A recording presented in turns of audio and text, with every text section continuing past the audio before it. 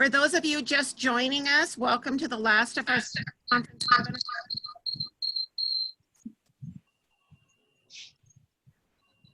webinar. It is a webinar, so your mic and camera will be off. Questions can go in the chat tonight, and we will be recording this webinar. And if you miss it or know someone you think that could benefit from it, it will be on Connect. And remember, we have door prizes at the end.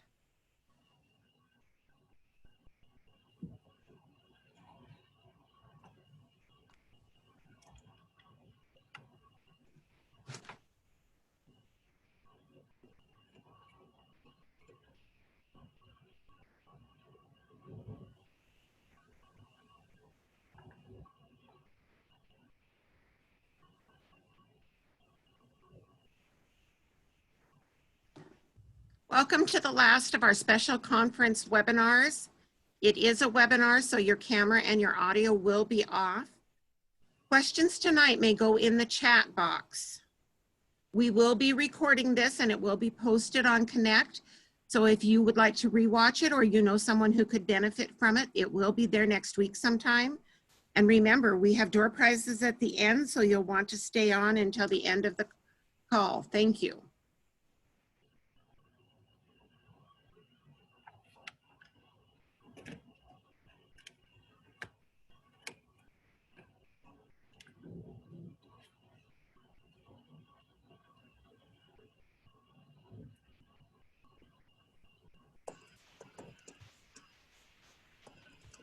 We're going to give a couple more seconds for those that are joining to get in.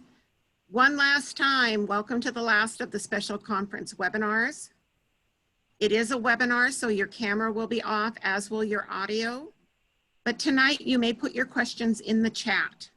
We are recording the webinar, and it will be posted in Connect. Remember, stay on till the end, because in the end, we have door prizes.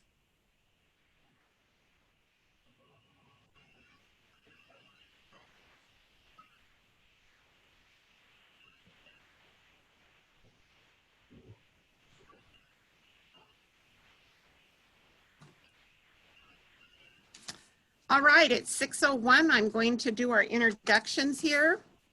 Again, manning the questions tonight is your State Vice President, Monty Franskowiak, your State Secretary, Jackie Meadows, and the Zone 10 Director, Liz Lewis. Justin Patton is here tonight, and he is a leadership presence expert, an international speaker, and award-winning author who challenges individuals to use their presence to build stronger trust and connection, both in the workplace and with the people they love the most. Justin has published 3 books, studied body language from a former FBI agent, and coached NCAA athletics and contestants in the Miss America and Miss USA pageant. He is currently a faculty member at the U.S. Chamber of Commerce and a member of both the International Coach Federation and National Speakers Association. Justin's engaging style, relatable storytelling, and insightful messages make him a sought-after keynote speaker who empowers individuals to make their voice and presence better. So I hope you are ready to have some fun and see yourself differently. I'd now like to introduce Justin Patton. Well, thank you, Charlotte, and thank you all for joining. I am so excited and just honored to be with all of you. Before we get going, I taught high school for 5 years, and the reason I'm so honored to be here, I've always believed that it was your roles that were really the backbone of every school district. I think it is the work that all of you do out there that allows teachers and students and administrators to do their jobs their best. And so I don't take this time with you lightly, and it is such an honor to be with you. I feel like I'm back with my people. And so here's my commitment to all of you tonight. We are gonna have some fun. We're gonna laugh together. It's gonna be super interactive. So I can see a lot of you are commenting in the chat box. I want you to use that chat box. We're gonna use it a lot tonight. I want this to be really hit you home. I want it to be about you. And I want, you do so much for everyone else. I want this 90 minutes that we're gonna spend together to really be be a time that you just invest in yourself. And that's what I hope by the end of this, you'll learn at least a little bit of information to help you lead, love, and communicate a little better in all parts of your life. So let's get started. I had sent out a survey, and I know a lot of you have responded to that survey. And I asked a question, and we're gonna launch that question for you in the form of a survey. So you have it on your screen. And I asked all of you, what do you think is the most important trait or quality that a great leader demonstrates? So I'm gonna give you about 10, 15 seconds. And I want you, these were the top 4 answers that all of you said. And I just want you to pick one. If you said there is one trait above all other out of these 4 that is really important for a leader to demonstrate, which trait would you say that is? I'll give you about 10 seconds, and then we're going to share it, and I'm going to kind of share my point and kind of where we're going to go with this.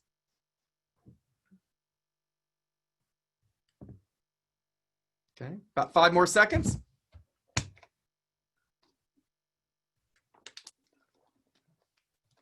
All right, let's share the results.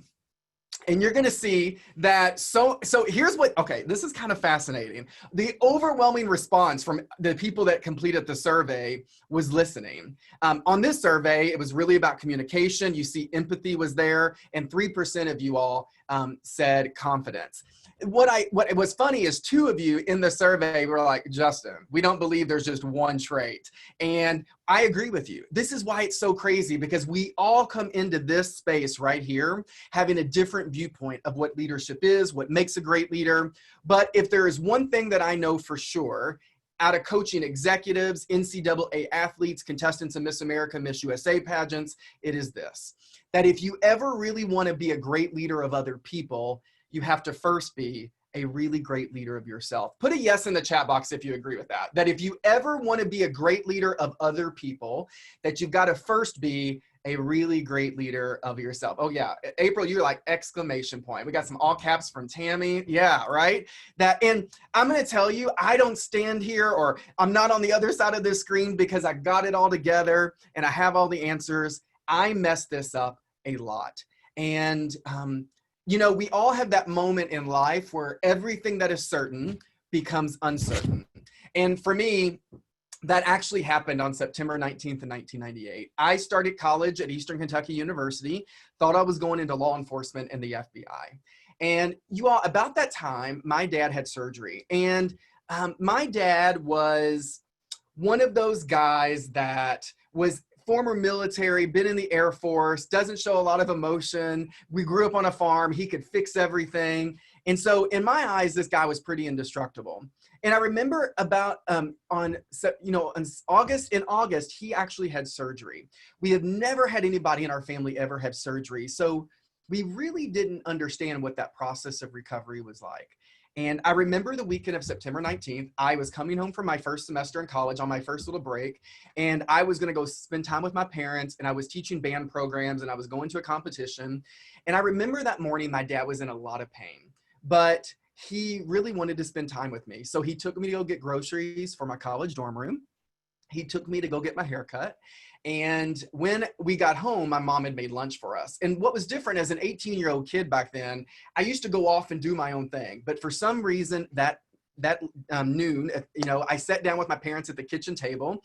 And I remember that we were having lunch. And this is when everything started. I knew something was wrong, because at some moment during lunch, my dad put his fork down on the table really slowly. He tilted his head down and he started to cry.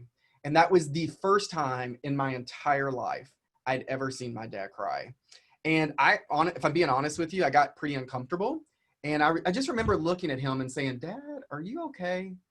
And he was just kind of the guy that would just brush it off and be like, yeah, everything's fine. This is just kind of, just part of the surgery. And I remember finishing lunch and going into the living room, and I can eavesdrop on my parents because they're right in the next room, and they were on the phone with the doctor. And the doctor said, bring him in tomorrow, we'll check him out, make sure he's okay, and we'll go from there. And I got ready for the band competition that I was going to go to. I said goodbye and I love you, and I walked out the door. And when I got home, I found out that he had passed away in my mom's arms. And what we had found out later was that after surgery, they had left galls inside of my dad. And so for the month and a half that we thought he was recovering was actually bacteria growing in his body, and he ended up getting sepsis, and he died from it.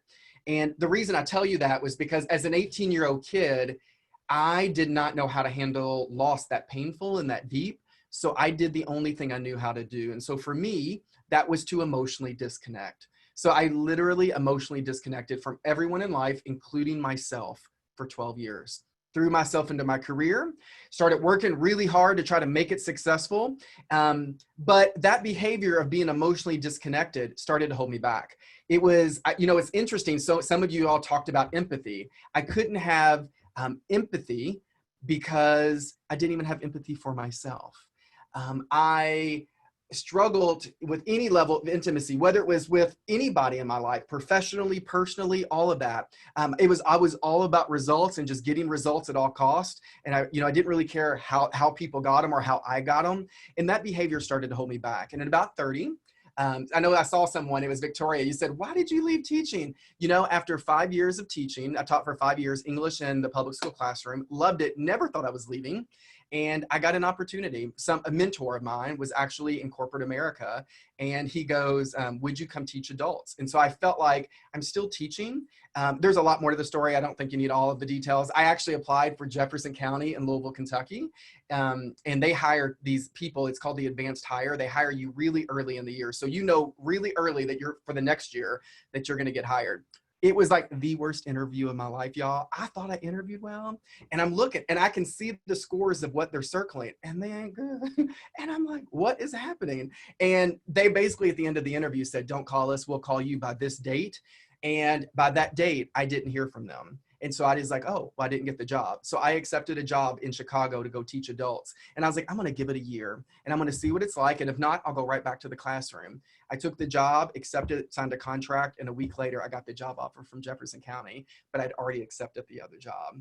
And so that's what ended up starting the move. And I realized my classroom just became much bigger. And so I started teaching adults and doing all that. But at about 30, in that process of going into corporate America, I started to hold myself back. And especially when I started leading other people, because I couldn't have empathy for people. I was only results driven. There was a lack of trust, all of that.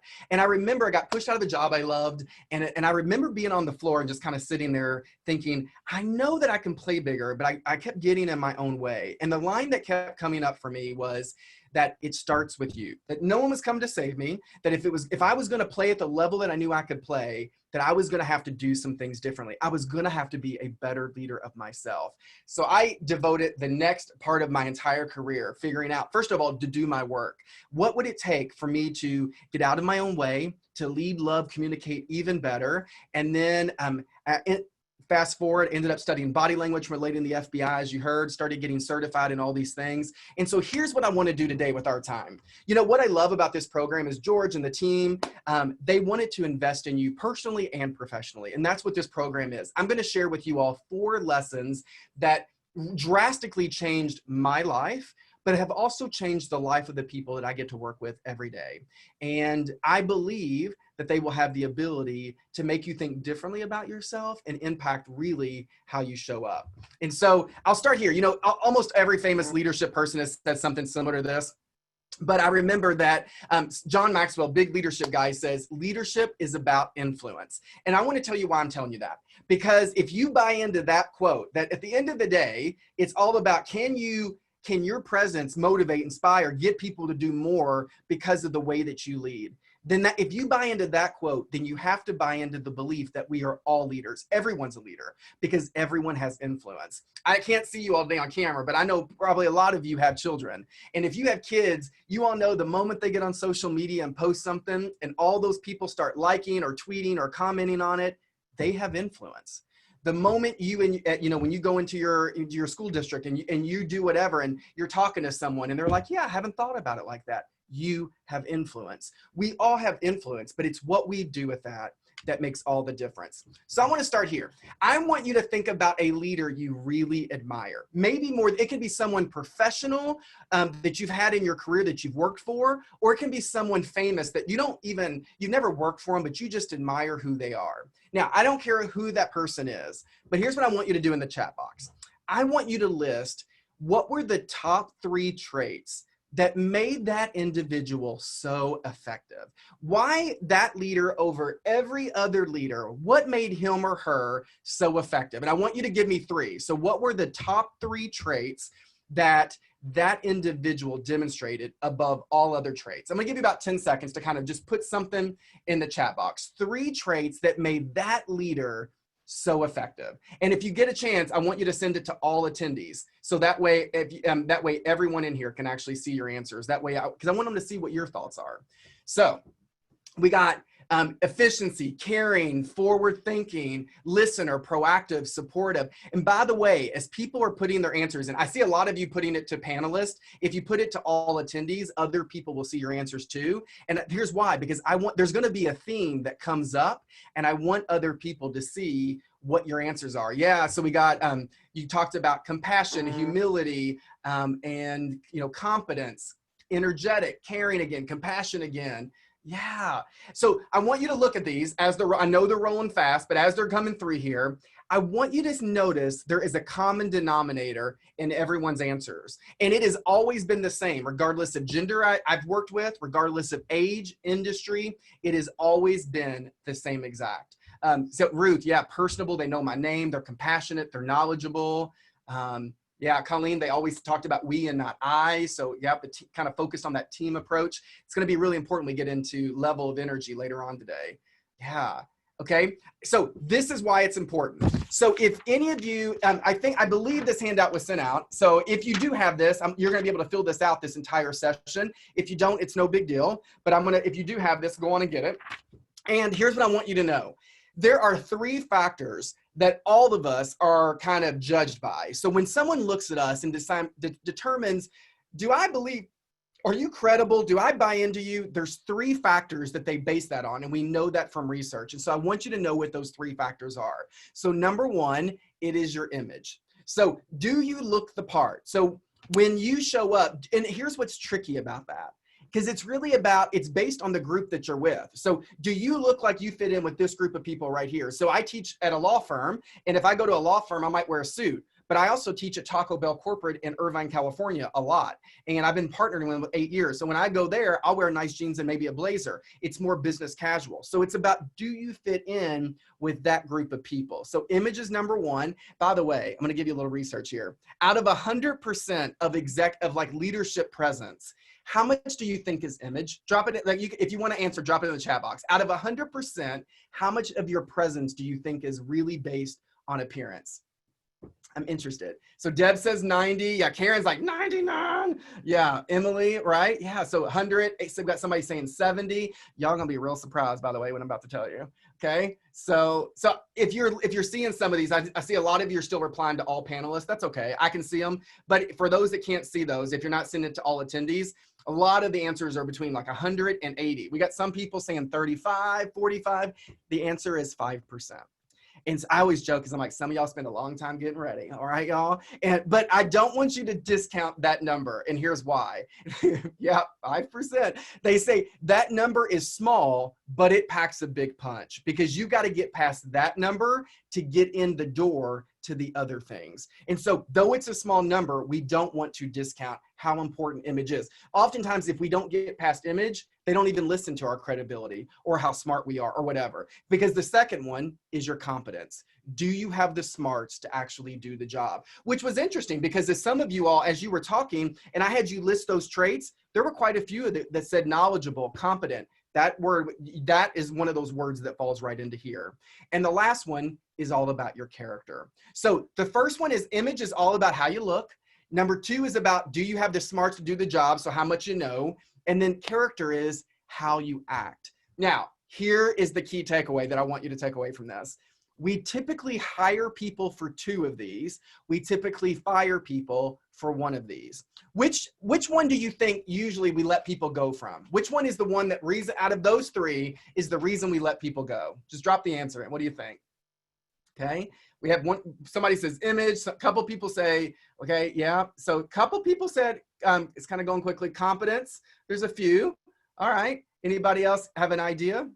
Okay, this is interesting. This has not happened a lot.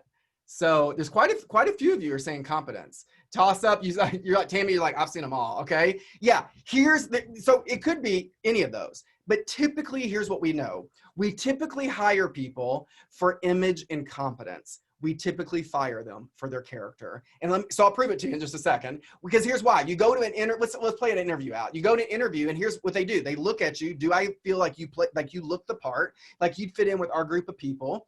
And then based on your resume, do I feel like you know what you're talking about? Do I think that you could do this role right here? So they're judging us based on image and competence. But most of the people that get let go, get fired, or sabotage their own relationships and personally, it's almost always character. So here's why I can prove it. I want you to think about famous people that from a competence perspective were some of the brightest people in their craft, in their industry, but ruined their career because they did not think about their character. Who comes up for you? So this is the part I like, because I like to see who you all think.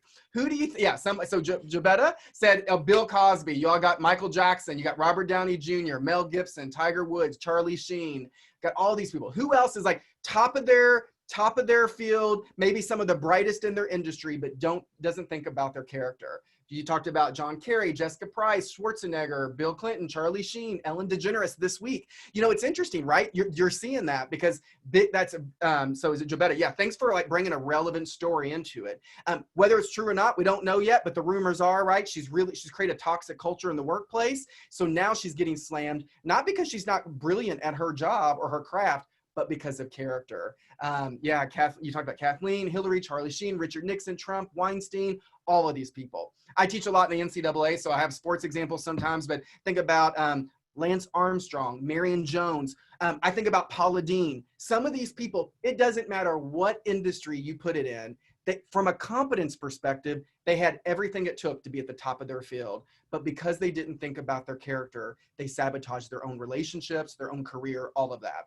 And so I want you to, when we talk about being a great leader of yourself, it's really thinking about all three of these. But here's what's really important. When I asked you to list those 3 words, and I said that leader you really admire more than anyone else, what were the top 3 traits that you would list? And you all listed them. If you look back at your words, where do you think that most of your words actually fall on this list? When you said the reason he or she was so effective is because which one of these did they spend most of their time focused? Which one of your words? Was it more of an image word, a head word, or a heart word? Yeah. So Jobetta's like, mine were all character. Well, you're not alone, because that is when I go around the country and when I've worked with every leader at different industries, sometimes people will have one word that is a head word. But almost all the words that make someone a great leader of other people, a great leader of themselves, it is all character related. And so I think it's interesting because sometimes when we get to people, they're like, I don't like talking about that touchy-feely stuff. I'll come back to this. I'm like, well, that's interesting. So tell me the 3 words about what you admire about someone. And they tell you, and they're all heart words.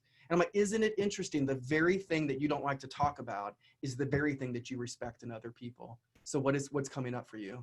And then that's the deep, obviously we're not going to have that conversation because I can't talk to you here, but that's where it gets really interesting. So we're going to try something. I'm going to show you some famous people on this next slide. We're going to have 4 famous people. And I want you to get the chat box ready. And I want you to write down the very first word that comes to mind when you see these individuals. I don't care what the word is. I want you to be relatively, censor yourself a little bit, but I mean, as long as it's appropriate, but you're going to have a reaction about each one of these people. And without getting in your head, what is your first impression? All right, so here we go. As quick as you can. Oprah Winfrey, what is the word that comes up for you when you think about that person? Yeah, so love, fake, rich, sweet, famous, all of that. Yeah, compassionate, successful, good, strong. Someone says snob, generous, giving. This is what's interesting, right? Because everyone is having a different impression based on their lens of how they see the world. All right, next one. What about Justin Bieber? What would you say? Okay, Colleen, brat, snob, yeah, creep, childish, oh brother, goofball, yeah, someone said troubled, yeah, okay, so singer, all of that kind of stuff, all right? Give you 2 more seconds for Justin, the Biebs. All right, next one, I want you to think about Kim Kardashian. Say, we're gonna send her family a little prayer today. Yeah, so hot mess, right? Y'all talked about rich, confused, yeah, fake, shallow, all of this. Who? I don't know. Yeah. All right. So good. So pretty. Again, all spectrum of people have different thoughts. And last one. And this is the one some of you said earlier. What would you say about Tiger Woods? Okay. Yeah. Cheater, disgusting. Y'all talked about he's just okay. There's usually someone on the list is always like, he's the GOAT, the greatest of all time. And so, yeah, you talked about golf. Yeah. An addict, disappointing, conflicted. So this is what I hope you take away from that, because just as easily as every one of you were able to say something about every one of those people, I want you to know that everyone that you work with is doing the very same thing about you. They just don't tell you to your face. Every person that you're working with, everyone in your family, they are all having this initial impression or this reaction about who you are based on your presence and what they've experienced from you. And that is either opening doors for you or it's closing doors for you. I didn't put this in the presentation, but I'm going to ask you, do you think there is a difference between presence versus leadership presence? Put a yes or no. Do you think there's a difference between presence versus leadership presence? Yeah. Oh, whoever said huge, you're speaking my language. Here's what I think. So I'll show you a little bit later, but I wrote my newest little mini book that I wrote was on leadership presence. And I agree with you. I actually think there is. We all have presence. Presence is just how you show up and make people feel. And we all do that every day. Our presence leaves an imprint on people every minute. And yet Tammy says it kind of goes back to authenticity. The difference from what I believe after coaching and doing my career and what I've done in my career is leadership presence is it's taking that style of how you show up and it's using it to earn other people's trust and confidence. So we all have presence. We don't all have leadership presence. So do we use that presence to earn people's trust and confidence? Well, I'm going to give you another way to think about it. Another famous author, her name is Susan Scott. She wrote a book called Fierce Conversations. And in the book, she uses this term called your emotional wake. And she says, everywhere you go, you leave an emotional imprint on people. So the bank, the grocery store, in your school district, in your own family, everywhere you go, you leave an emotional imprint. And I always define it as it's what people remember about you after you're gone. So like right now, because of the news and everything we're seeing with Ellen, people are now being like, maybe they're having a different emotional wake experience about her. You might have the same feeling about someone else in your family once you get in an argument. We're always leaving that feeling. So I don't want to tell you about when I got this right. I really work on getting this right. But one thing I know is we're all human and we're not going to get it right all the time. So I want to tell you about when I got it really wrong. And this is not my glory moment, y'all. I'm just putting it out there before I tell you this story. All right. You all know the worst part of the airport. If you ever fly, what is the worst part of the airport? What would you say? The worst kind of part of having to, yes. Yeah, you all got it, right? So, Karen, she said the bathroom. Karen, we're friends now. Can I be honest about something? Don't you ever repeat this, even though I'm about to tell 300 some odd people. So sometimes, because I used to fly every week, that sometimes when I'm in the airport, I literally just go to the bathroom and just sit in the stall because it's the only place I can get away from people. Don't judge me for that, but sometimes I do because it's just the peace and the quiet. So we might have a different experience there. But I think the worst part of the airport is actually security. Sometimes it's just exhausting, right? And I was in the Toronto airport. I had taught in Canada. I was coming back in through Toronto really early in the morning, y'all. And I got through customs and is getting ready to go through, the TSA stuff. And I went through the little x-ray machine and the TSA agent is checking a man's bag. And there's all these bins lined up in the conveyor belt so no one's bags could come out. And so I just wait patiently for the TSA agent lady to get done, check the man's bag. And when she gets done, I go to slide all the trays down so the bins could start coming out and start moving again. Y'all, I don't know what that did to that lady, but when I went to go slide all those bins down, she goes and she grabs that bin really hard and holds it so I can't move it. And I jerked my head up And y'all, I'm from the South. And I just remember in my head being like, bless her heart. No, she did not just do that. And if y'all don't know what bless your heart really means, I'm about to educate you from the South. All right. So if anybody knows, you can drop it in. But when people in the South say bless your heart, it is not being polite. Sometimes we are very passive aggressive people.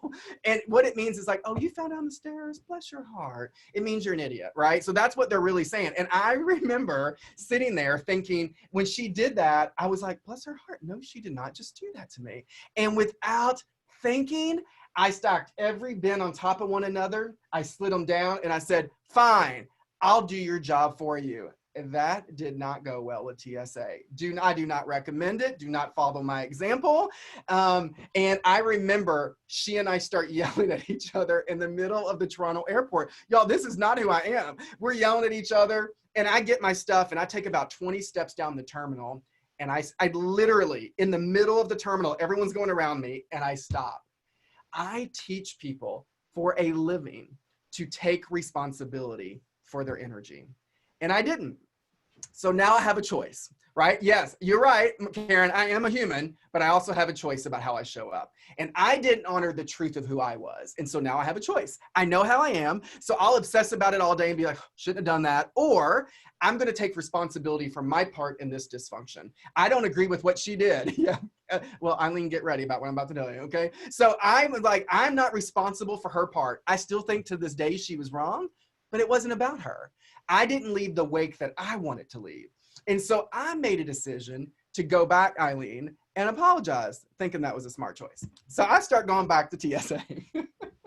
And so I get back, she's turned around talking to a coworker, and this is exactly how it went down. I am not being dramatic, y'all. I say to her, excuse me, ma'am. And she goes, what? And I said, I need to tell you that I'm sorry. You did not deserve the way that I talked to you, and I owe you an apology.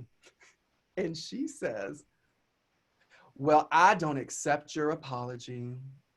And I remember closing my eyes, and you all know I thought, bless her heart, no, she did not just say that, right?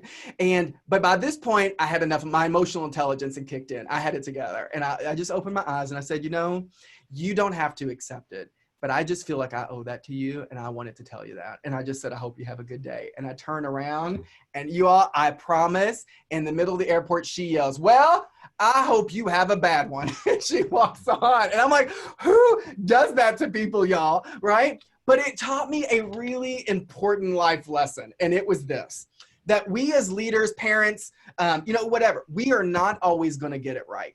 But when we don't get it right, do we slow down long enough to make it right? Not for anybody else, but for ourselves, and honor the truth of who we are. And you will not do that unless you can do this next exercise. This is the very first thing. When I coach people one-on-one, one of the first things I do is this. And I always say, I want you to think about a time in your life that you showed up your best. And it can be personal, professional, it doesn't matter. Just a time that you look back on your life and you're like, you know, I'm really proud of myself and how I showed up in that moment. You might have won an award. You might have been getting married, getting divorced, having kids. It might have been just doing your job really well, having your boss or your, some leader giving you a recognition. What was the time that you look back and you're like, I'm really proud of maybe that tough conversation I had to have with my kids, but we got through it, whatever. And I want you in the chat box, because this is the most important exercise we're going to do. I want you to think about, or it's the one that's kind of the core of everything. What were the top 3 traits? Because it's going to be different for everyone. When you're showing up your best, what were the 3 words that you demonstrate that often? So someone, give an example. So Victoria's like, when I was raising a kid without support. Okay, so when you're doing that, when you're at your best in those moments, what are the top 3 traits that you're demonstrating? I'm going to give you an example. I'm only going to give you one because I don't want to bias you. You might say one thing is, I'm patient at my best, because sometimes I ain't patient, right? You might be like, they get on my nerves, right? But at my best, and this is for all this, whoever said authenticity earlier, I'm such a believer in that, because this is why everyone's 3 words are going to be different. I never want to tell you to be someone else or to be this type of leader. I want you to say, Justin, at my best, I am these 3 things. And I always tell people, my job, especially on these webinars or any type of development, is never to change you. My job is to help you be more of who you are when you're at your best. And what I find is most people do not know. And so the only reason I was able to go back and apologize, I really think, was because I know that I want to be seen as kind. I want to be seen as fully present and empathetic. Y'all, I was none of those things with her.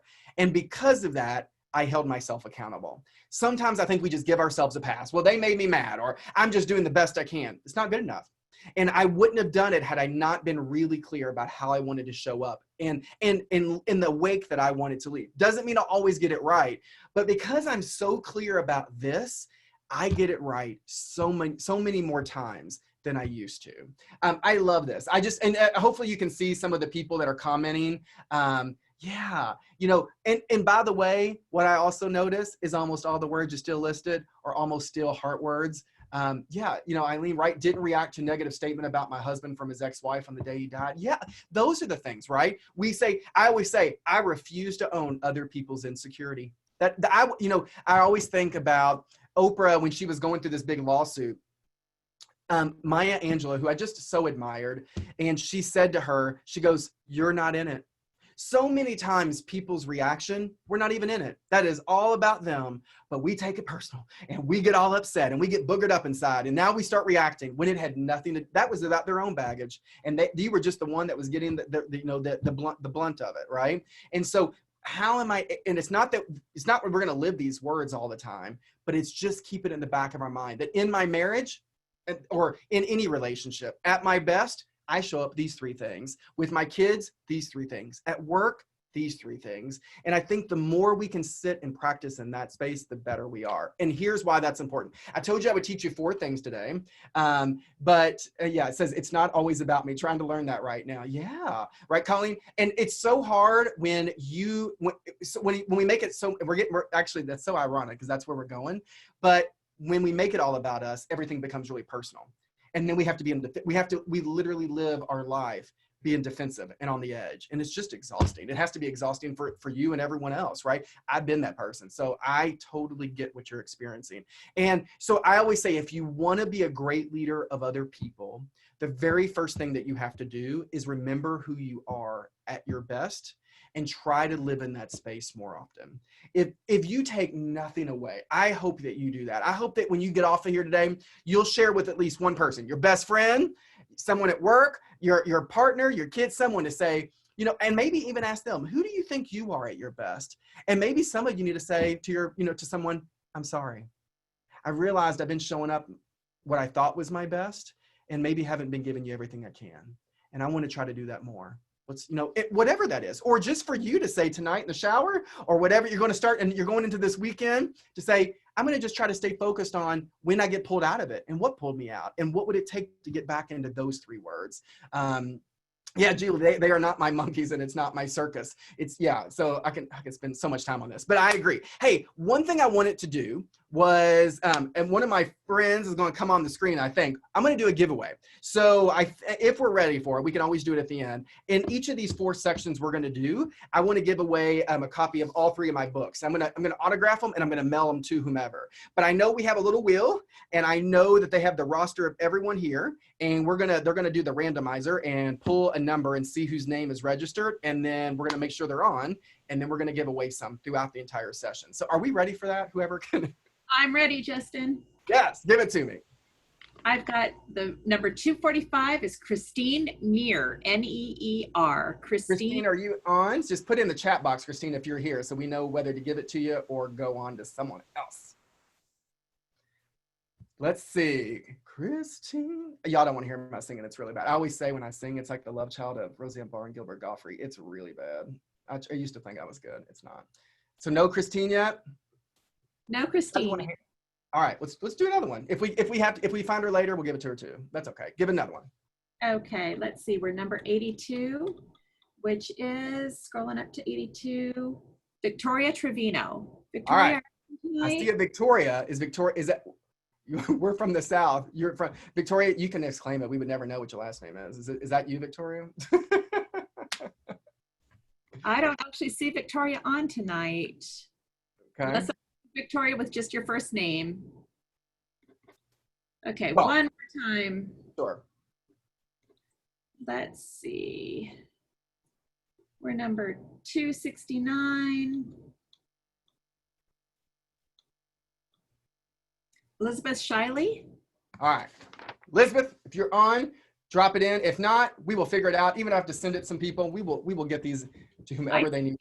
On there. Elizabeth, can you drop a note in there you go. Thank you so much. Elizabeth. And it's, yeah, there is a Victoria on. We just don't know her last name. But if that's the same Victoria, keep that name and let's send her one as well. I think someone else is saying she's here. So congratulations, Elizabeth, and maybe Victoria. I don't know yet. So we'll go there. All right. We're going to do a few throughout this whole thing.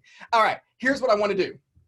So in the chat box, I'm such a believer in this. If there was one trait above every other trait that you had to say above them all, this is the number one trait that holds people back, what would you say that number one trait is? What do you think? There were 2 answers in the survey that were the clear answers among all of you that responded. And you're already seeing it. If you're looking in the box, and you're putting your answers to all the attendees. Yeah. So I hear people saying fear and confidence and drama vampires. Yeah. If you ever read John Gordon's book, he talks about energy vampires that suck the life out of you. Yeah. Lack of confidence. Yeah. We'll talk about confidence later. So important, right? Pride, micromanagement, all of that. All right. So here's what I want you to think about. I am such a believer that the number one trait that holds all leaders back is this. It is ego. And what's interesting, if anyone's out there saying, yes, I said that, I'm always like, that's your ego. So get ready. All right, y'all. And by the way, we all have it. Every one of us, I have it, you have it. Ego itself is not the problem. It is our lack of awareness that we have an ego that is the problem. And here's what's so interesting. The majority of you all said fear and ego in the survey. For all of you that said fear, you're still spot on, because here's why. I'm going to tell you how I define ego. And when I wrote my first book, Bold New You, I did a whole chapter about this, because in every leader I've ever coached, it is at the core of what is holding them back, personally, professionally, all of it. So let me tell you how I define it. I always say that ego is any fear-based thought, which every one of you that said fear of being judged, fear of failure, fear of not making it, it's always fear related. Any fear-based thought that pulls you out of the truth of who you are, which is why, y'all, the exercise we just did is so important. Because you said, hey, I'm gonna scroll up through some of this, and you all said, hey, Justin, you said at my best. I think it's a media. You said, I am empathetic, a good listener. I'm able to be myself. And Adriana, you said, I am patient, empathetic, and present. When your ego gets the best of you, all of that is going out the door. And so it happens to all of us. And here's what's interesting. we're going to do a little polling question. So we're going to launch this survey question. And I want you to think about which of the following is not a characteristic of ego. So which one would you say? So they recognize others, arrogance, criticism, ignores feedback, victim mentality. Out of those, which would you say is not a characteristic of ego? It's going to be kind of an easy survey, but there's like one little trick that one of them might trick you up. So we're going to see who gets it. I'm gonna give you about 5 more seconds. Which of these is not a characteristic of ego? So you should see the survey on your screen. All right, let's stop it and share it. So the overwhelming answer should be, yeah. So it is, so the one that is not a characteristic is recognizing others. And 69% of you said that. For all of you, this is the one that tricks people up. Victim mentality, I'm gonna show you why in a second. It is actually ego. And I know you all got those people in your family. We all do, all right? Here's why. Because your ego always operates in an extreme version of yourself, always. So how many, well, I can't have you raise your hand, but I'm gonna say, how many of you know that person that is always playing the victim? everything is doom and gloom and just, it's always that. We all know that person. And let me say this about that. Some people live in that space. But we are all going to have a moment where we go into that victim mentality. Maybe it's something where we got coronavirus going on and we don't know what's going to happen with our job. Or, you know what, my marriage is falling apart, or whatever. We are going to have a moment where we might go to self-doubt. The goal is just not to stay there. And we know those people, that Deb said, bless their hearts. We know those people that live in that space. But we also know those people that go to the opposite end. And this is the answer that you all most commonly said. You all know those people that I call it bravado. It's this over the top confidence, what we consider arrogance. They're like, I don't just love rainbows. Like, I invented rainbows. Like, it's always, they're kind of this very self-assured in themselves, all of that. None of us on this call show up our best when we operate in an extreme version of ourselves. I want you to hear that, because when we get mad, you're going to go to one of these. None of us show up our best when we go to one of these extreme versions of ourselves. Because the moment you do, you're no longer kind, you're no longer empathetic to yourself, you're no longer confident, whatever your word was. It will always, either one of those will always pull you out of that real version. Now, I'm going to share something. I do a lot of work with the NCAA, and I was interviewing Carol Hutchins. She is the head coach of the University of Michigan softball, girls softball, and one of the most winningest coaches of all time in that sport. And I was interviewing her, and she did such a great job articulating the difference between confidence versus ego. Because usually someone on this call always asks, or during these sessions, always says, well, don't you need ego to be successful? I fundamentally, I'm only one voice in this big scheme of leadership development, but I will say no. And here's why.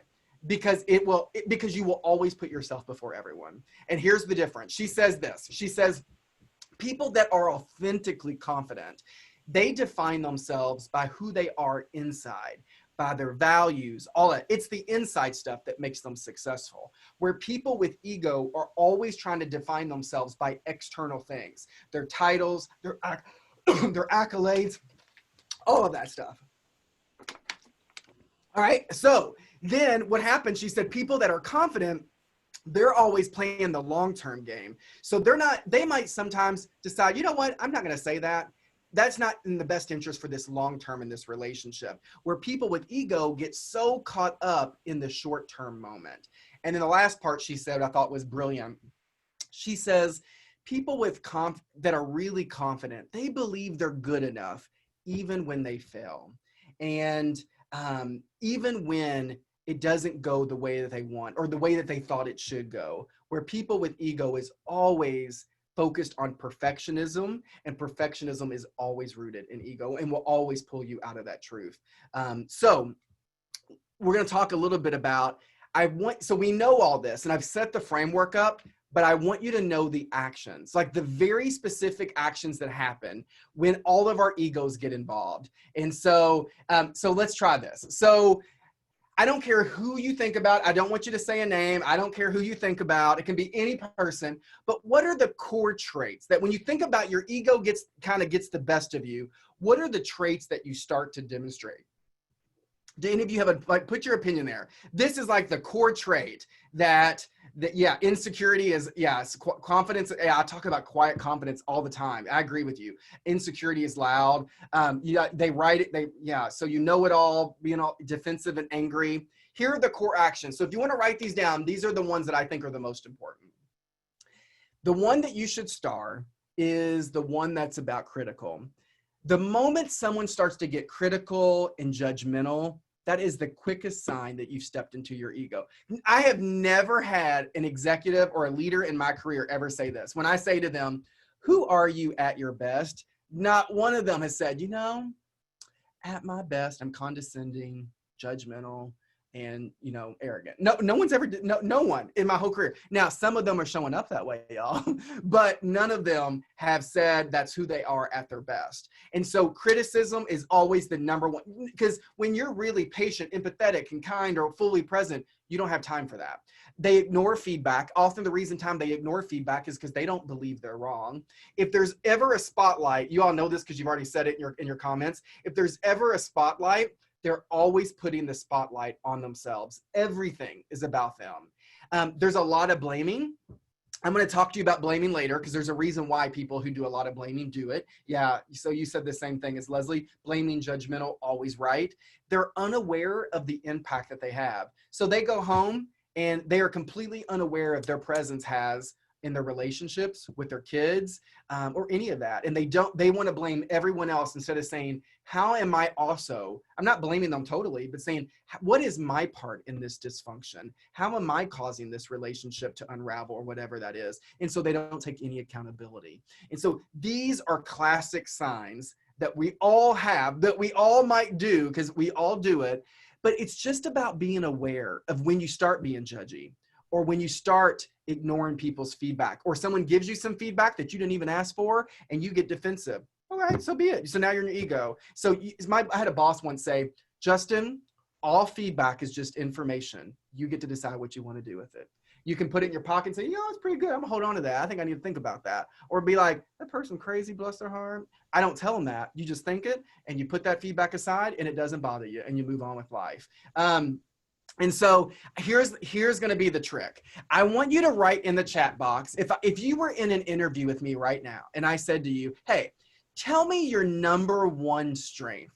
What would you tell me your number one strength is? Just put it in there. Your number one strength, if you had to say it in an interview right now, my number one strength that I do, because I think we all have strengths, and I always say, what are you just really good at? And you need to be able to list at least one thing pretty solid. It could be anything that you want. Okay, good. Now, hold on to that answer because this is going to be really important. So I'm going to give you some research that's not mine. There's a lot of research on ego. There is a great book called Egonomics, and they say this. In all the research they've done, they say that your strength can also become your liability. And so what happens, assertiveness is actually a great quality. I teach emotional intelligence, and we know that we want people to be assertive. Assertive does not mean aggressive, but what happens is when your ego gets involved, it turns your assertiveness into aggressiveness and being pushy. Self-confident people become really self-absorbed. And this is the whole thing about some of you all said know-it-alls, right? Directive, I'm very directive in my company. I kind of know what I want. I know who needs to do what. And what happens if I'm not careful, that can come across as like dictatorial and too kind of demanding. By the way, these last three are what I see the most often with people that are considered high performers. And so they tend to be very passionate people. When I hire someone, I want someone passionate because they are go-getters. But let me tell you, when their ego gets involved, they become overzealous and their intensity always gets in their way. And their intensity is what will hold them back always. And I'm going to talk about intensity a little bit later. Independent people become detached, and smart people become know-it-alls. And so I want you to see that. Your strength will always become your liability when your ego gets involved. And it happens to all of us. So here's what I want you to do. Now in the chat box, I want you to tell me, I want you to just reflect for a second. When your ego gets the best of you, what do you think it turns your strength into? And I want you to write one thing down in the chat box. What would you say it turns your strength into?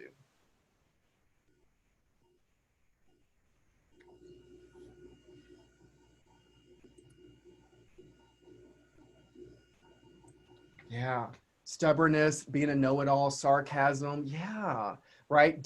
Oh, that's such a good one, by the way. I don't know what, Heather, I don't know what your word was for strength, but we see that a lot where people that are maybe either focused on relationships, whatever, one of the core things is they become detached. And when that happens, all relationships start to kind of erode at that moment, right? Insecure. So we all have it. And I'm telling you, people that lack confidence have it even more. You're going to know, I'm going to test all of you. This is the number one place that your ego is going to show up. And so the next time you're in this space, I want you to remember me talking to you.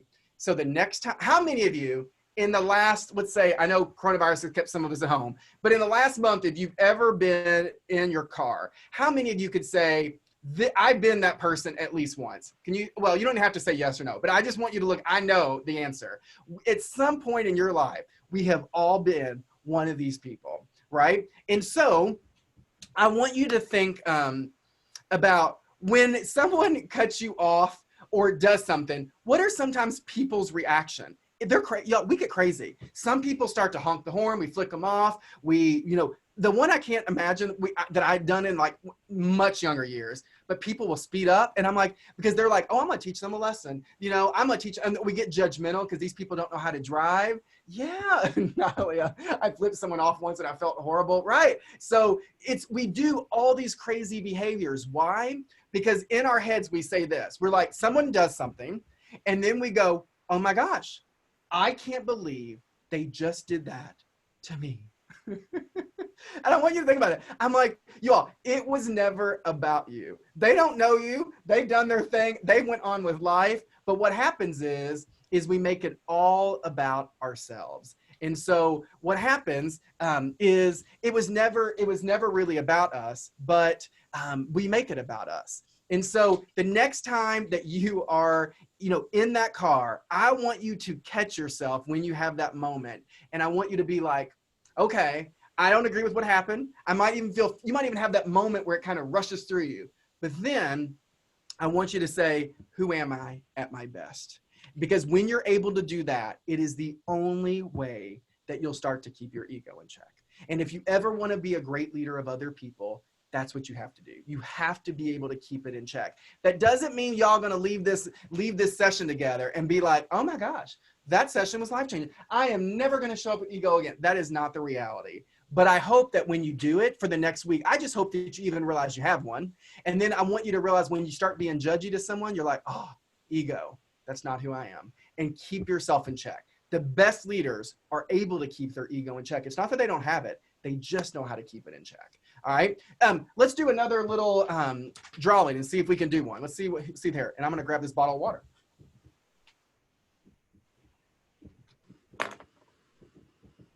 Okay, Justin, we are number 248, Trudy Hobbs. Trudy, I believe you're on the phone. Oh, she's here? She's on the phone. I don't think she can actually text or put anything in the chat box, but Trudy, I checked on your phone number and it looks like that's who you are. So we're going to send you one. Perfect. And if somehow you'll help me, we'll just need to get their addresses so I can autograph and send it, but we'll coordinate all that. Yep, I got it. Gina and Heather, you're like, I love that pig pic. It's probably because I grew up on a farm, so I try to relate everything I do to just, animals. But it's also, I thought he was driving a car, kind of that road rage that we all kind of get. So I thought it was fitting. All right, so here we go. How many of you would agree with this, that your vibe attracts your tribe? How many of you would agree? Your vibe attracts your tribe. Yeah. This is why miserable people surround themselves with miserable people, because people that are on a high frequency that are just trying to enjoy life, they ain't going to surround themselves with people like that. They might be in it for a moment, but they ain't going to stay there. I love your little icon, Sherry, right? Yeah. So your vibe attracts your tribe. Now, I talk a lot about energy. I built my entire business off off two quotes, but one of the quotes was, take responsibility for your energy. And I told you, I got it wrong for a really long time in my life. But there was a lady who does a TED Talk who was a brain surgeon, and she had a stroke. And when she was in the hospital, she had lost the left side, the left side hemisphere of her brain. So she was really in tune to the right. Yeah, I love that TED Talk, right? And so what happened is the right side of her brain is that it's the feeling and emotion. And she said that literally as she's recovering in the hospital from her stroke, that she could feel, when people would come into the hospital room and their presence, she could literally feel their energy. And some of them made her worse and made her sick, and some of them made her better. So there was a sign in her hospital room that said, take responsibility for your energy. And so I've always, when I heard that years ago, I was like, that's what I want to do. I want to teach people how powerful their presence is and how to really focus and think about their energy a little bit differently. So energy can be like a very mysterious word. Here's what I want you to know. When I say the word energy, I believe that word is about, it's the mindset and the presence that you show up with every day, whether at home or whether at work. We're always showing up with a certain mindset and a certain presence. And imagine when you're checking into a hotel, when you check into a hotel, imagine based on your energy, they assign you a room. So based on that, they look at you and they're like, they don't get a good feeling. They're like, we only got rooms in the basement. So level 1 energy is going to be the basement level. We're going to talk about who goes there. Level 2 is, you might be like, it's not a bad feeling. It's not a good feeling. It's good. We had a good, had a good little conversation. They're like, we're going to put you in the lobby. But then there's certain people that just vibe. And when you love being around them and they connect, and it's just, they make you think differently. And they're going to be like, when you check in, they're going to be like, you know what? We're going to upgrade you to the penthouse. So your energy is in one of these 3 levels. You are either in the basement, the lobby, or the penthouse. All right. And so to your point, I want you to think about what the basement looks like. So look at this. When you think about what a typical basement is like, it's cold, it's dark, there's not a lot of options. And that is typical of people that fall into that category. There's 2 people that typically fall here. When we go into victim mentality, which we all will at some point, we go right to the basement. But also, I don't know how many of you know the people that are the fighters in life. That was me. In my 20s, I wasn't the victim. I was the fighter. Everything was an argument. I was going to get my way, all of that. I went to that bravado side. And so when I went there, I was the fighter. It was all basement mentality. And in every level of energy, there are 3 things that I need you to know. There's a core emotion that drives all behavior. So this is all ego driven, the whole basement. So you already know this. What would be the core emotion in the basement? Based on everything we talked about, if you know this is driven by ego, what is the core emotion that is driving? Yeah, the core emotion that is driving. Karen, you said ugliness. Well, I'm going to tell you about that in a second. It is actually fear. And so I'm going to come back to some of your other words, all right, emotional words. The leadership style here. I don't know how many of you've ever had to work for a boss or a leader that was very transactional. I know some of you, when I said, what is a leader you admire more? You said they care about me personally.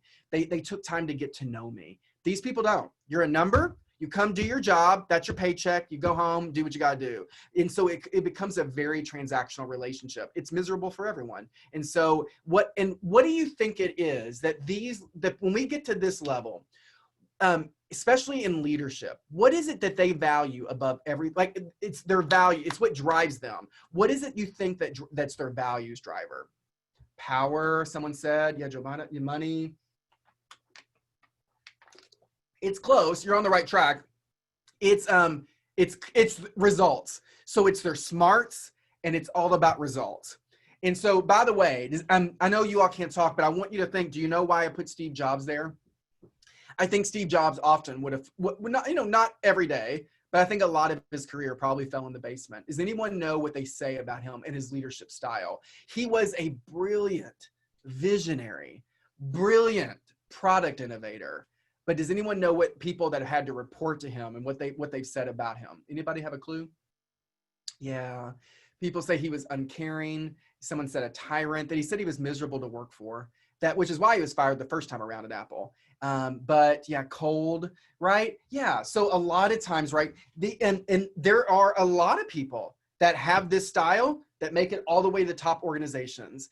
And we can talk about why later, or this and that. But these will never be the leaders that you look back at. And when I say, tell me that leader you admire more than anyone, no one's sitting here thinking about those people.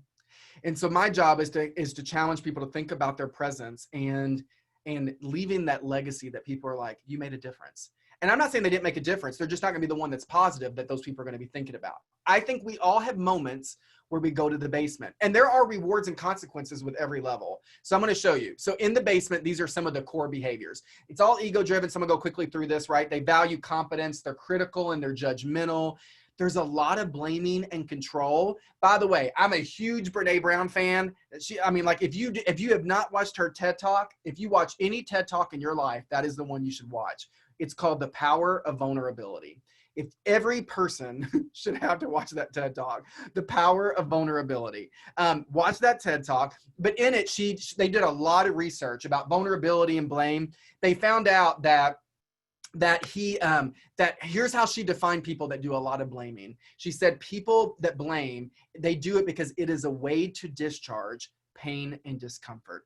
So when we're miserable inside, what we do is we project that and do a lot of blaming and stuff outside. It's just to get it out of us, which is really unfortunate. By the way, the line that kind of slapped me in my face was from another guy. There's a book behind this curtain that says, it's by Don Miguel Ruiz. And he wrote a book. Well, his famous book is called The Four Agreements, but he wrote another book called The Mastery of Love. And in this book, he talks about people that are controlling. So if you've ever had a partner, a boss that was controlling, I want you to hear this line. He says, I'm going to paraphrase, but it'll be pretty close. He says, I control you because I do not respect you. Because I know that whatever you are going to do is going to come back and impact me. And I don't think you're capable of making the right choice. So I will do it for you. So in a marriage, we got one partner that makes every decision because they don't think their other partner is going to make the right one. So I'll do it. So I don't have to put up with what the fallout's going to be when you make the wrong decision. And the reason as a coach that I have a problem with that is one of our core philosophy in coaching is that your power lies in your choices, which is why when someone micromanages or someone does a lot of controlling in any relationship, they pretty much, they try to take away the choices of other people. And that's why those people often feel disempowered and victimized. And oftentimes they are victims because that person is made them that way, which is unfortunate. They don't manage their intensity. They lack self-awareness, and they're only listening to be right. They're not trying to understand. And so I'm going to ask you, we're going to do, we got 2 more polling questions, but we're going to do this one pretty quick. Actually, we don't have to pull it up. I just want to do it in the chat box. Have you ever had to work with someone that showed up in that level of energy? Yes, no, you can put A, B, or C, but you can be like, oh, it was so bad, I blocked it out, whatever that is for you. Yeah. I think so many of us have been with someone in our career that showed, and listen, we've all gone to that basement, y'all. But I know people that is just their consistent way of leading, and it is dangerous. And there's a great line in that book. Kim says, the reason I left a job, because they're going to get great results often, but the culture is going to be miserable and people won't want to work for them. And so the moment they can leave, they often will leave. There's a book, Ralph Ellison in his book, Invisible Man, he said, there are few things in the world as dangerous as sleepwalkers. And here's why I put that. I think most people in life are doing the best that they know how based on their level of awareness. Now, if their level of awareness is in the basement, that's all they know how to do. That's their best. That doesn't mean it's right, doesn't mean it's moral, doesn't mean it's legal or ethical, but people are doing their best based on their level of awareness, but they're dangerous. And they're sleepwalking. And it's dangerous in our relationships, the way we parent, the way we show up at work.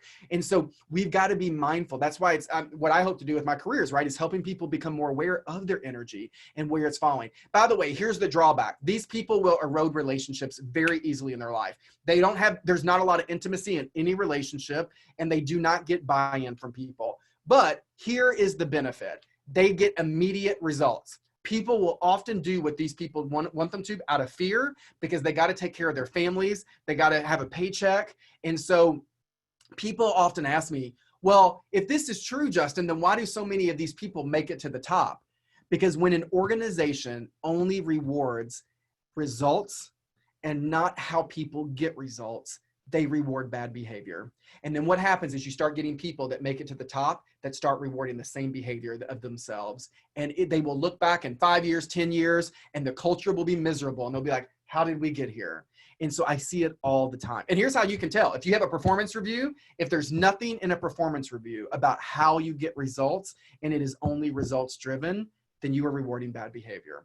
And so understanding how we show up is just as important. There's a great line. It says, fear is the cheapest room in the house, and I would love to see you living in better conditions. I love this quote.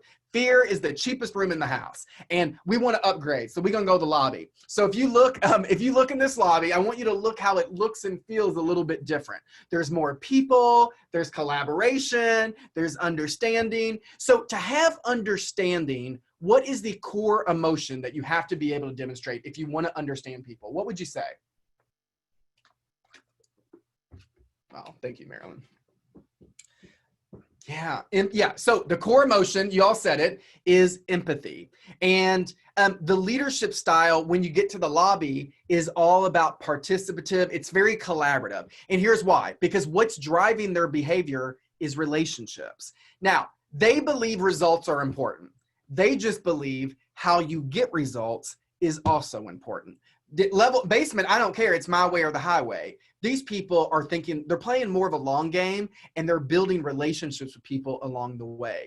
And so the reason I put Oprah, I know a couple of y'all saw some of your words earlier from the very beginning. I know some of you, maybe not your favorite person, but just hang in there with me. Find someone else that you think is really good at relationships. They focus on relationships. They listen to really understand. They're not trying to be right. When they're talking to someone, they're not afraid to slow down and create space in the conversation to allow the other person to really be heard and to give them their viewpoint, even when they don't agree. This is why I went back to the TSA agent, because I was in the basement, y'all, when I was blessing her heart. But then I was like, nope, that's not my best. I'm going to take accountability for my part. That starts happening in the lobby. People that don't take accountability are always in the basement. The last two are so important. They make emotional deposits. This word comes from Stephen Covey. Stephen Covey's a famous leadership person, if you don't know who he is. And he talks about, in every relationship in your life, everyone has an emotional bank account. So with your boss, you have an emotional bank account. With your kid, you have an emotional, everyone. You have an emotional bank account with each person, and they're all different. And that bank account is built on trust. And you're either putting deposits into that bank account, or you're either taking deposits out of that bank account. And so he goes, we've got to make sure as leaders, as just people, that we're being intentional about putting those deposits in. And this is why people get divorced. One partner always will perceive the other partner of taking more out of the bank account than they are putting in. And they will finally get enough courage or confidence, or just get fed up enough to say, enough is enough, I'm out. You might look at, people talked about filling the bucket, maybe very similar. Some of you might say, one day, organization might look at you and say, we feel like we've given more to you than we're getting back. We got to part ways. You might look at the organization and say, I feel like I'm giving more than I'm getting back, and it's time to part ways. All relationships end when people become emotionally bankrupt. I was just talking to my trainer, and he said that his parents got divorced, I think about after 14 years, and his dad sat him down and said, son, I don't know what happened. He's like, I gave her everything. And what he didn't realize was she was emotionally bankrupt years ago. And he thought just providing was going to be enough, but her emotional bank account was drained. And so the tangible things we're only going to go so far. And so we all need that kind of emotional deposits. And the last one, I want you to start this, and I'm going to explain why. People are like, why is forgiveness on this list? I think the only way out of the basement is through forgiveness. By the way, this realm of level 2 energy is all about relationships. You cannot be in a long-term relationship with anyone unless you can practice forgiveness. Impossible, because you will be judgmental and critical and always be in the basement. And you'll never make it long-term, because you'll always want to bail out every time it gets hard. And everyone's going to mess up. You're going to say something that hurts someone's feelings, not because you didn't mean to, or they're going to have a bad day and you're going to say something that doesn't go well. But I think how we define forgiveness is really important. And I want to share something. There was a guy that was on Oprah's show who said the line about forgiveness, and she said it was the single line that changed my way about forgiveness. Because I think sometimes people say, if I forgive, it means I'm accepting, I agree with it, I'm letting you off the hook. And I don't think it means any of that. He says, forgiveness is letting go of the past and believing that could have been any different. Forgiveness is choosing to let go of the past and believing that it could be any different. Because we sit home and say, well, what if I would have done this? What if he or she would have done that? And forgiveness is saying, it's not going to be that way.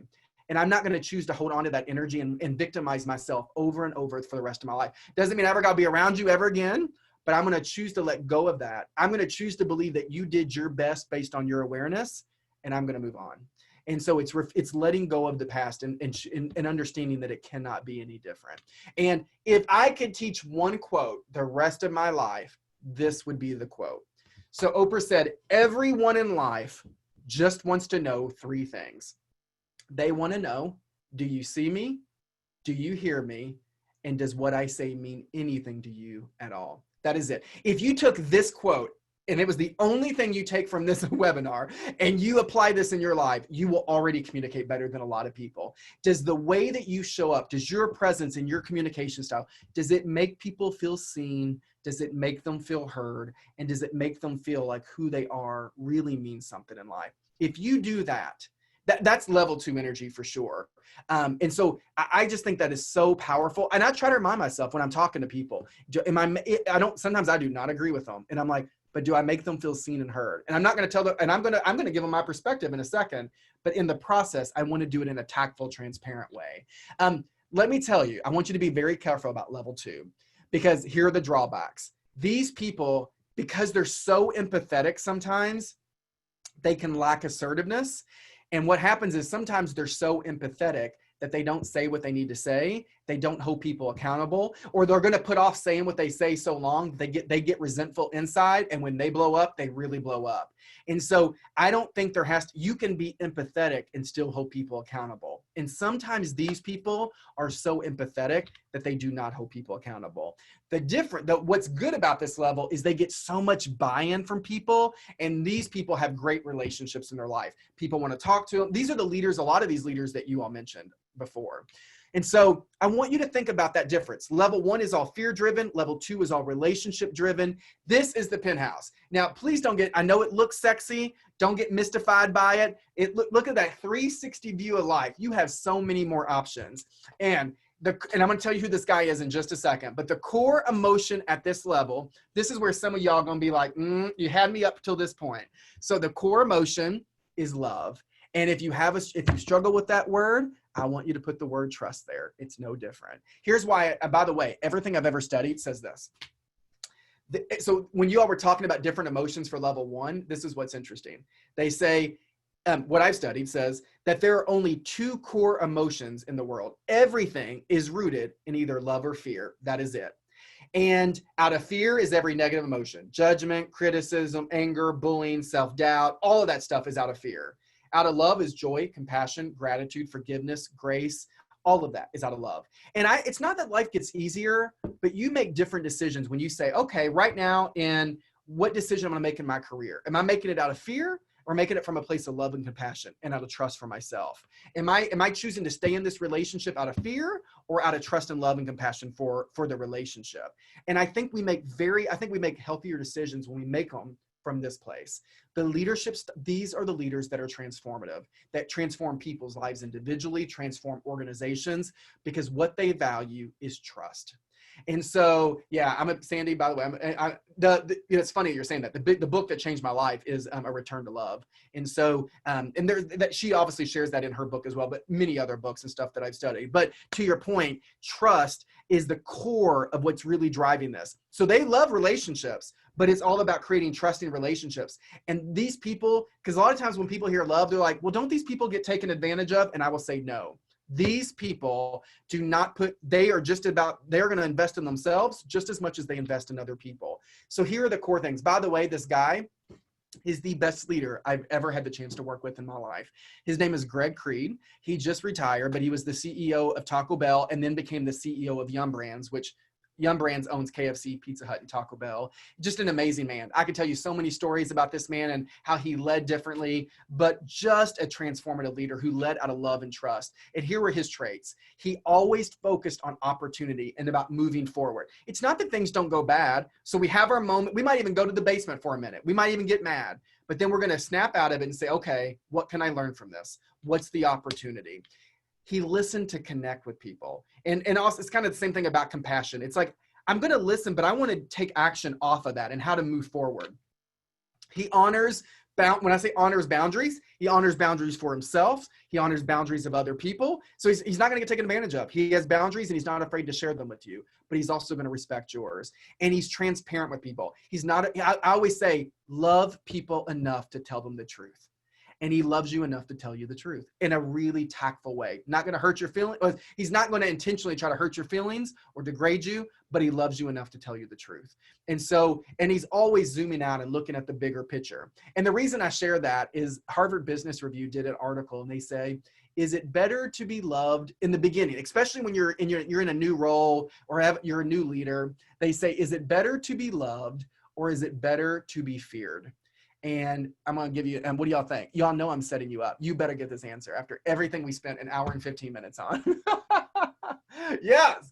All right. So in the beginning, is it better to be loved or better to be feared? And the answer is it is loved. And here's why. I'm going to actually tell you the reason, because they say that, I'm going to read, I wrote this down for you so I can actually get the exact words. Now, how they define love and fear is a little different, but they said a growing body of research suggests that the way to really influence people and to lead is to begin with warmth, which is how they define love. Warmth is the conduit to influence. It facilitates trust and the communication of all of that. You have to earn the right to lead people. You can lead people out of fear. You'll get compliance from people. You'll just never get their commitment. It will always happen when it comes from a place of trust. And so that is what we need to be focused on as we go into roles, as we go into relationships, even with our kiddos, all of that. And so here at this level, the drawback sometimes these people can be perceived as overly positive or out of touch with reality. And so what's really good is they typically have really high levels of credibility. And they have really high levels of emotional intelligence. So I'm gonna tell you, that's why they oftentimes don't buy into the crap. Sometimes the people in the basement that are always there, because they're playing on two different worlds. I always say you lead, love, and communicate on the level of your perspective. So I want you to hear that. Think about basement, lobby, penthouse. Wherever you are in that moment, you are leading, loving, and communicating based on your level of awareness. And that will determine the quality of your relationship. We are going through all three levels, y'all. Please don't be like, I never go to the basement. You do. We all do. Okay. It's not about not going there. It's about being maybe strategic about when you need to. And if I'm there and don't want to be there, what do I need to do to get into a different place? And so understand your power always lies in your choices. And we want to make sure that where your energy is always a choice. So if you want to be a great leader of others, you got to be a great leader of yourself. So we're going to do one more book drawing. I'm going to teach you one more thing before I wrap up. So give me one more drawing here. We'll actually do two, but one right now. 1 second, I'll be right there. We have got number 158, who is Rose Bruce. Rose Bruce. On there. Perfect.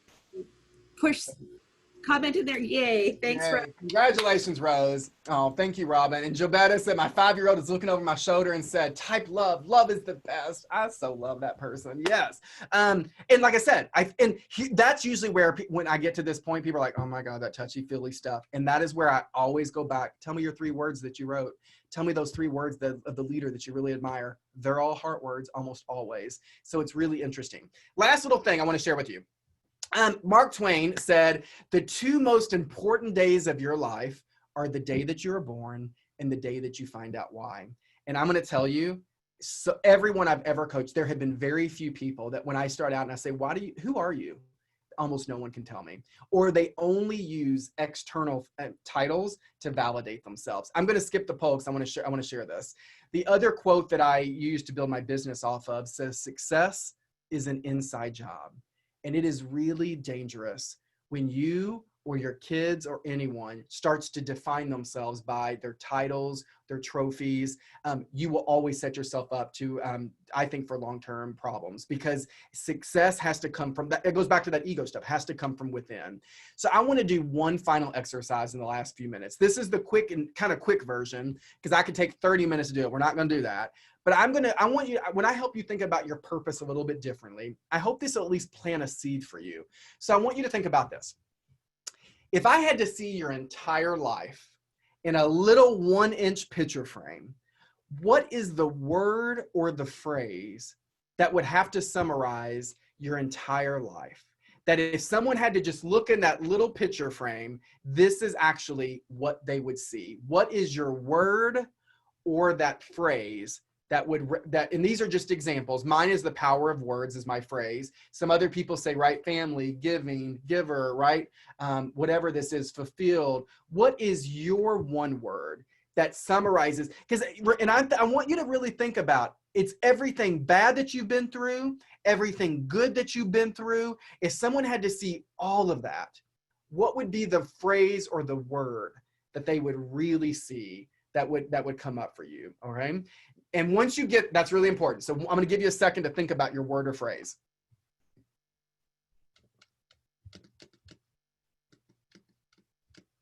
Okay, about 5 more seconds.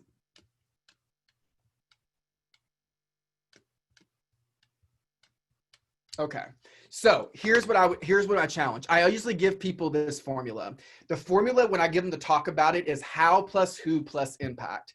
So when people say, why do you do what you do? Under the word how is going to be a verb. So it's going to be an action word. So I'm going to give you an example. So you might say, I want to empower or encourage or motivate or teach, whatever that is. And then for under the second part, under who, let me go back to that. I want you to see the words. So that first word under how for everyone is going to be one of these words. It might be a different word, but it's going to be a verb. All right.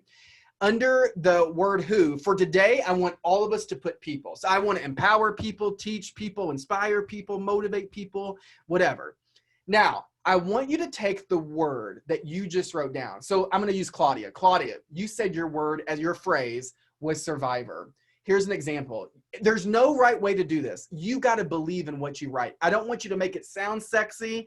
I want you to believe it. So you might say, my purpose is, because purpose is about taking everything you've been through and now using it to make a difference in other people. So if yours is Claudia survivor, you might say, I want to empower people to be the survivor they don't even know they can be.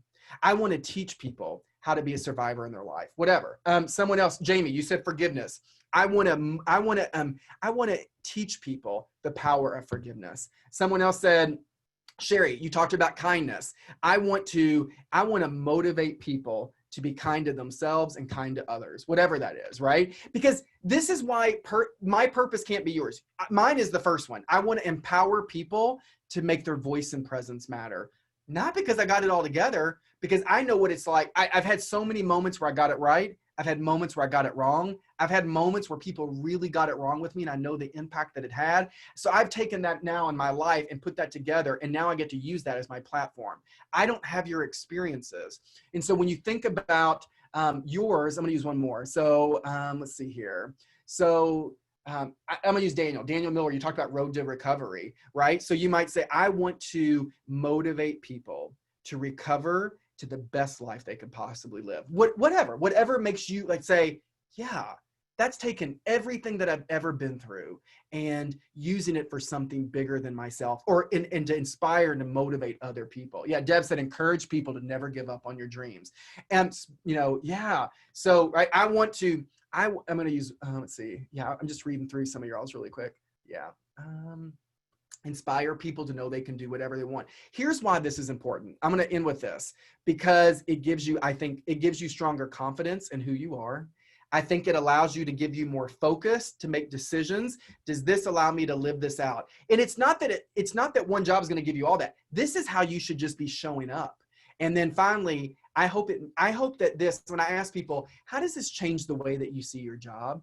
Because I don't care what your job in the school district is. What I do know is that every job allows you to probably do what you lived out. So if you said, I want to empower and enlighten others to make better choices, then that means that every day that you show up at work, your presence, you try to do the best you can to make sure you're living that out. Imagine the difference that our school districts would have if every one of us were showing up from that space. And so the last thing I'll leave you with is I always say, if you want to be a great leader of other people, you got to be able to live in purpose and really do that well. So I am going to end with a story, but I want to ask you one final thing. What was like your number one? Everyone's going to take away something different from today. So, well, you're a rock star too, Lynn. Thank you. If you could take one thing, you said, this is my number one takeaway of the entire thing. What would you say is your number one takeaway? I want you to drop in the chat box. I'm going to end with a story.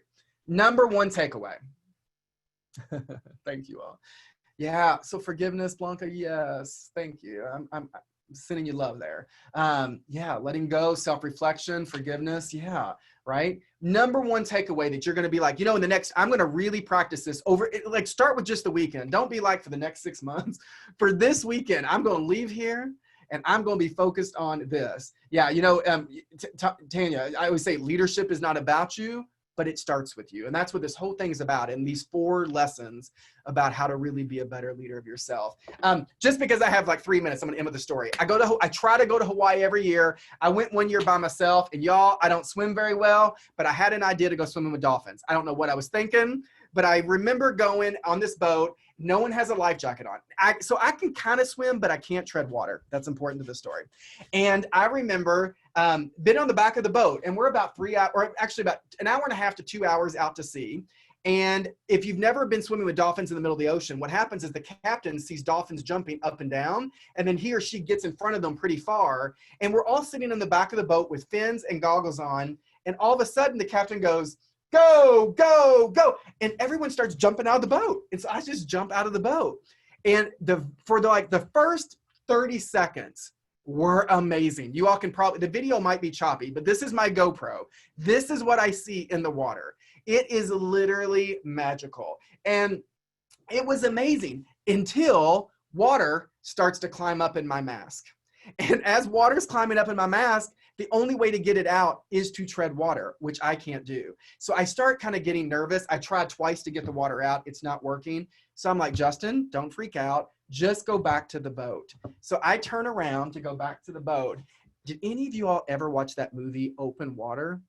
If you did, that movie basically is a real life story. They left some scuba divers in the middle of the ocean and they died in the middle of the ocean. That's what it felt like. It was about 0.25 miles away. And I was like, oh my gosh, I got 3 choices.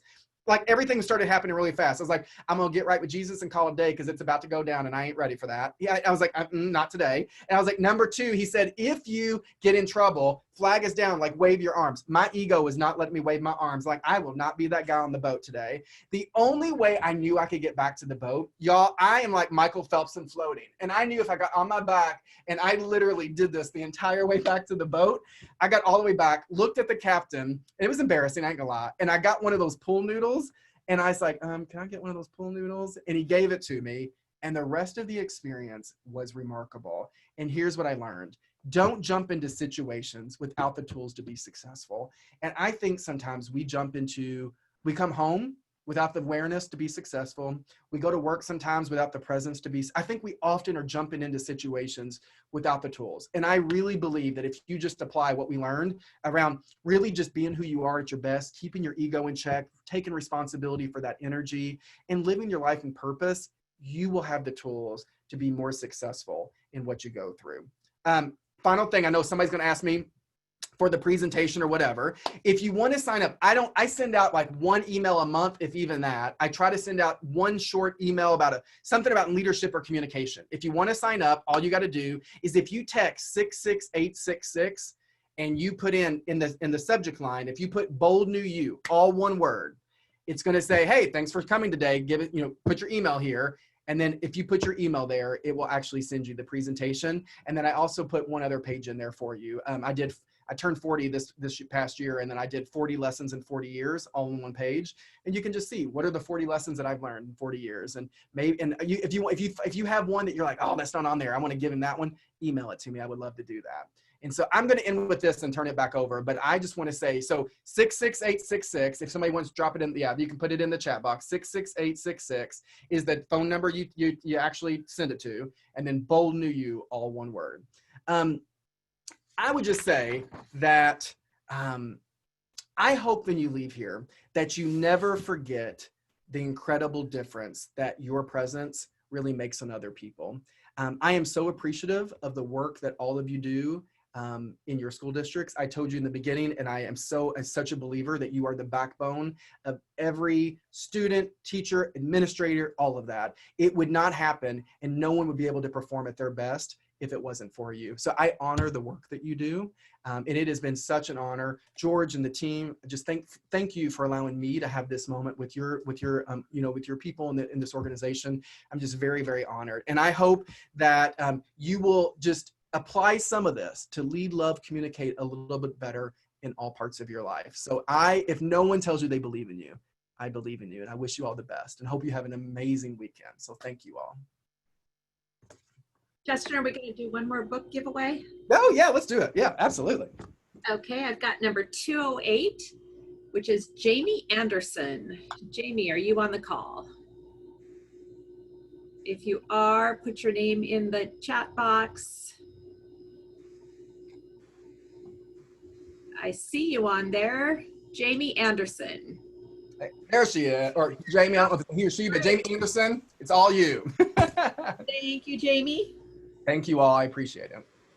Justin, I quickly got on Amazon and I can only find 2 of your books. Is Leadership's Presence only available for a Kindle? It should be on there as, it should be as a paperback too. I'll check it out too. Okay. They were doing something, there might be 2 listings, but it should be out there. Okay. Yeah. Well, thank you very much. This has been very inspiring, and our members, I'm sure, have enjoyed it, and we'll all walk away a better person, I hope, or at least the skills to do it. But right now, we're going to turn to Jennifer McMaster to do our prize drawings. Hi, Charlotte. Thank you. Okay, I am going to share my screen here in one quick moment, maybe. Get the right one. Okay, so we have got numbers 1 through 351 on our random.org. I click generate. We're at number 175. If I look over here on my list, 175 is Tina Kimball. Tina, if you are here, can you put your name in the chat box? And Jennifer, what will she win? She will win a $200 gift card to Fred Meyer. She's on. Great, Tina. Thank you very much. And then our final prize of the week, actually, I guess of the 2 weeks, is going to be an Apple iPad. And that is going to go to hopefully number 301. Let's see if they are here on the call tonight. Number 301, Deborah Crosby, are you on the call? Deborah Crosby. Somebody can let me know if she responds, that'd be great. Do we see her in the panelists? You want me to look up in the participants? Yeah, Charlotte, if you want to. Uh-huh. I'm looking really quick. She is not on. I don't see her. Okay, let's go back. Generate one more time. Number 171, going the wrong direction. Ruth Morgan. I think I saw you on there earlier, Ruth Morgan. She is on. Great. Ruth, you get an Apple iPad. So these will get mailed out to everybody, including Justin's books. And that is all I have, Charlotte. Thank you very much for participating in this. Next week, you'll find several things posted in Connect that will be helpful, including BJ's financial statement, George's executive director speech, and my State of the Union address. Don't feel you have to watch them. It's just required that we post them. And then you can listen to these webinars again and maybe take notes. I know that I'll need to listen to Justin's 2 or 3 times. I went through about 8 pages and I don't have it all. So again, thank you, Justin, for being here. And I'm sure our members felt this was a great evening. So thank you, everyone. We thank you for all you've do for PSE. Please keep yourself safe and remember that during these difficult times, you have to take care of you. Check on your family, check on your coworkers, and do something special for you once in a while. Thank you.